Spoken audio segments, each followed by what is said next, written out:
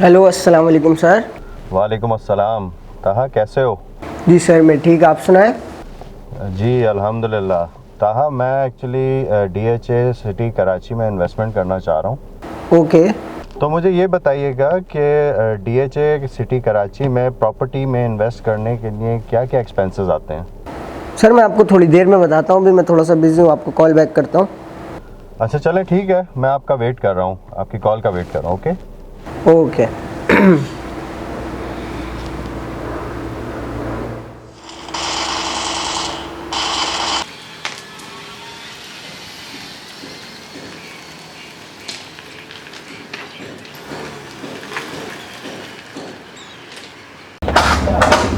ठीक है बॉस, मैं आपको कॉल करता हूँ। ठीक है। अस्सलाम वालेकुम दानिश, कैसे हो? वालेकुम अस्सलाम। अस्सलाम वालेकुम दाहा। वालेकुम अस्सलाम। बासित भाई कैसे अल्लाह हैं? का शुक्र है, कैसे हो? ठीक हो? बिल्कुल ठीक। आप सुनाएं। अल्लाह का शुक्र है। बासित भाई, आपसे डीएचए सिटी के टैक्सेस के हवाले से कुछ बात करनी थी। क्लाइंट की कॉल आई थी मेरे पास एक, तो आप फ्री हैं? हाँ, आप क्या कर रहे हो अभी? मैं गेम खेल रहा हूँ। गेम खेल रहे हो? आपको पता नहीं है अभी टैक्सेस फिलहाल? नो। ठीक है, आप आ जाए केबिन में, मैं आपको ओके, बस मैं गेम फिनिश करके आता ओके।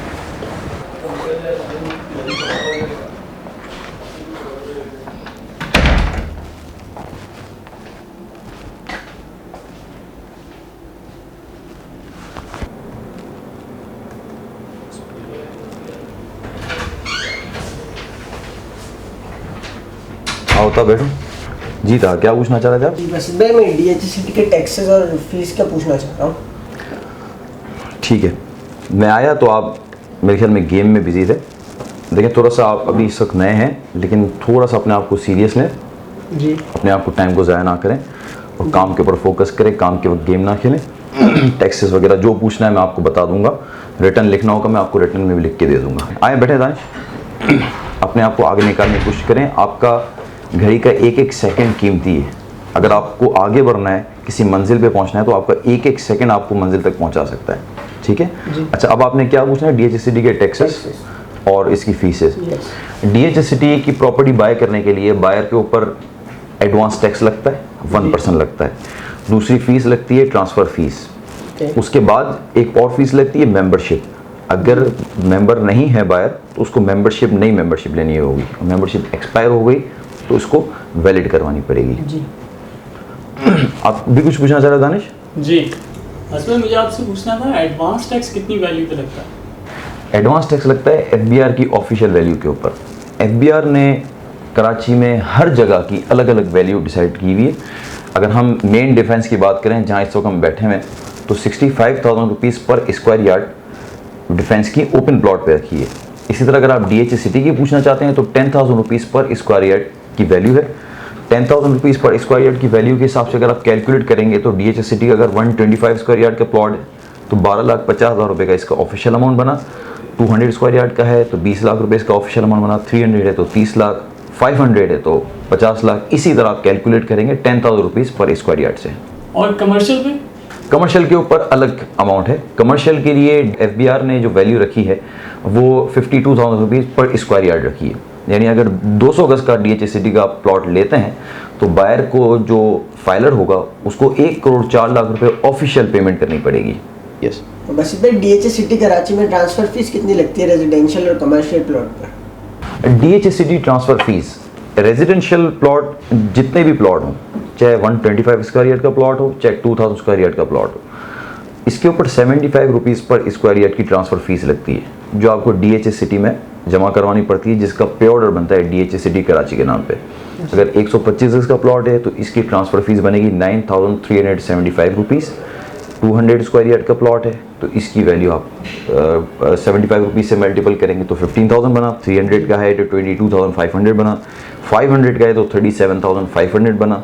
और अगर 1000 स्क्वायर यार्ड का है तो 75,000 बना। और अगर 2000 स्क्वायर यार्ड का है तो 1,50,000 रुपये ये ट्रांसफ़र फीस बनी, जो डीएचए सिटी के नाम पे पे ऑर्डर बनता है। या आप डीएचए सिटी के ऑफिस जाते हैं तो वहाँ पर सिंध बैंक के अंदर फाइनेंस डिपार्टमेंट में वहाँ आपको सबमिट करवाना पड़ता है ये पे order DHA city transfer fees का। जी। और कमर्शियल प्लॉट पर? कमर्शियल प्लॉट पर जो ट्रांसफर फीस लगती है वो 265 रुपीज़ पर स्क्वायर यार्ड लगती है। डीएचए सिटी में 200 स्क्वायर यार्ड से लेकर 2000 स्क्वायर यार्ड तक के कमर्शियल प्लॉट्स हैं। तो 265 रुपीज़ पर स्क्वायर यार्ड से अगर आप कैलकुलेट करते हैं तो जो आपका अमाउंट बनेगा वो आपकी ट्रांसफर फीस बनेगी, वो भी डीएचए सिटी कराची के नाम पे पे ऑर्डर बनेगा और इसी तरह वहाँ पर जो सिंध बैंक है वहीं पर ये जमा होगा। ओके। मेंबरशिप के बारे में सवाल था, डीएचए सिटी कराची की मेंबरशिप फीस है, अगर है तो कितनी है? डीएचए सिटी कराची में अगर कोई प्रॉपर्टी बाय करना चाहता है तो इसके लिए मेंबरशिप लेना कंपलसरी है। अगर ओवरसीज़ कोई बाय करना चाहता है तो इसके लिए प्रोसीजर है, वो फॉर्म भरता है और वहाँ की एम्बेसी से अटेस्टेशन करवाता है और फॉर्म जहाँ पर जमा कर भेज देता है तो उसको ज़रूरत नहीं पड़ती आने की, उसकी मेंबरशिप हो जाती है। लेकिन अगर यहाँ वो नाइकॉब होल्डर नहीं होगा, CNIC यहाँ पर होगा, तो इसकी मेंबरशिप यहाँ पर होगी, डीएचए सिटी उसको बुलाएगा और बायोमेट्रिक मेंबरशिप होगी। डीएचए सिटी कराची की जो सिविल की मेंबरशिप है, सिविलियन कराची वालों की, उसकी 60,500 रुपीज़ मेंबरशिप है। ये वंस इन अ टाइम है। उसके बाद हर 5 साल के बाद इसकी मेंबरशिप रिन्यू होती है, उसकी फ़ीस 4,000 रुपीज़ हर 5 साल के बाद लगती है। ये वैसे भाई मेरा लास्ट क्वेश्चन ये था कि प्रॉपर्टी सेल करने पर एक्सपेंस क्या क्या लगता है? प्रॉपर्टी सेल करने के ऊपर आपके ऊपर 1% एडवांस टैक्स लगता है। इसको विद होल्डिंग टैक्स भी कहा जाता है। बहुत से लोग इसको कैपिटल गेन टैक्स भी कहते हैं। इसका कॉन्सेप्ट बहुत से लोगों को क्लियर नहीं है। 1% एडवांस टैक्स जब प्रॉपर्टी सेल करते हैं तो 1% एडवांस टैक्स का पे ऑर्डर बनाया जाता है, वो डीएचए सिटी के नाम पे ही बनता है। एडवांस टैक्स 2 तरह के होते हैं। अंडर सेक्शन 236K ये बायर के ऊपर लगता है at the time of buying a property. On filer जो फाइलर होगा, नॉन फाइलर होगा उसके ऊपर 2% लगेगा। और at the time of selling अगर प्रॉपर्टी होल्डर कोई प्रॉपर्टी अपनी सेल करता है तो 4 साल के अंदर अंदर अगर वो सेल करेगा तो 1% का एडवांस टैक्स, यानी इसको विद होल्डिंग टैक्स भी कहते हैं, ये कैपिटल गेन टैक्स की मद में जमा करवाएगा। फिर जब एट द टाइम ऑफ जब अपना वो रिटर्न जमा करवाएगा तो ये कैपिटल गेन टैक्स की मद में जमा होगा। कैपिटल गेन टैक्स के डिफरेंट स्लॉट्स हैं। आप मेरे यूट्यूब चैनल पे वीडियो देखेंगे, मैंने कैपिटल गेन टैक्स की बनाई कि क्या डिफरेंट स्लॉट्स हैं, उस स्लॉट्स के हिसाब से वो गेन टैक्स पे करेगा। उसने एडवांस टैक्स सपोज कीजिए कि 50,000 रुपीज़ जमा करवाया at the time of selling. अब उसका टैक्स जब वो रिटर्न जमा करवाया उसका टैक्स बना है कम, तो वो एडवांस टैक्स उसके पास खड़ा हो गया। अब वो अपने दूसरे टैक्सेस में भी ये एडजस्ट कर सकता है। ये एडवांस टैक्स जो ये एडजस्टेबल होता है और ये अंडर सेक्शन 236C होता है। जी बस भाई, सबसे इम्पोर्टेंट क्वेश्चन, ब्रोकर को अपनी क्लाइंट से सर्विस चार्जेस की मद में कितना चार्ज करना चाहिए? ऑफिशियली जो बनता है ना वो 1% बनता है। यानी जो सेल आपने की, सपोज कीजिए कि आपने 1,35,00,000 रुपए का प्लॉट अपने क्लाइंट को दिलवाया या अपने क्लाइंट का प्लॉट बेचा, तो ये उस पूरी सेल पर आपको 1% कमीशन उससे लेना होता है और यही ऑफिशियली है। बहुत से लोग टॉप पे भी काम करते हैं, बहुत से लोग एक्स्ट्रा चार्ज कर रहे होते हैं, लेकिन ऑफिशियली अगर क्लाइंट आपसे ज़्यादा सेटिस्फाई है और वो आपको कुछ बोनस के तौर पर कमीशन दे रहा है तो वो एक अलग बात है। लेकिन ऑफिशियली आप 1% उसे चार्ज करने के पाबंद हैं। 1% आप चार्ज करेंगे और उसकी इनवॉइस भी देंगे, वो ऑफिशियली आप उसको चार्ज करेंगे। थैंक यू बासित भाई, thank you so much. Thank you very much Danish Iqbal, thank you very much Taha. So viewers, ये थे कुछ टैक्सेस और फीसेस डीएचए सिटी के बारे में। मेरे साथ मेरा ऑफिस कुलीग ताहा, मेरे साथ मेरा ऑफिस कुलीग दानिश इकबाल हाशमी, इन्होंने मेरे साथ एक कैरेक्टर रोल प्ले किया। दोनों ही सीनियर ब्रोकर हैं, काफ़ी डीएचए सिटी और डिफेंस के बारे में जानते हैं।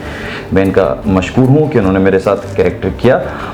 कोई भी चीज़ पूछनी हो, कोई भी क्यूरी हो डीएचए सिटी कराची से रिलेटेड, डिफेंस हाउसिंग अथॉरिटी से रिलेटेड, आप बिल्कुल पूछ सकते हैं। कोई भी ट्रांजेक्शन हो आप बिल्कुल हमें मौका दे सकते हैं। लेकिन ये बात याद रखिएगा, अगर आप जूनियर ब्रोकर हैं या सीनियर ब्रोकर हैं, अपना वक्त ज़ाया नहीं कीजिए। एक एक सेकंड प्रोडक्टिव होता है। ताहा की तरह गेम खेलते हुए अपना वक्त ज़ाया नहीं कीजिएगा।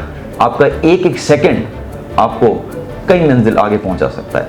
अपना बहुत ख्याल रखिएगा। मिलते हैं इंशाल्लाह नेक्स्ट वीडियो में। अल्लाह हाफ़िज़।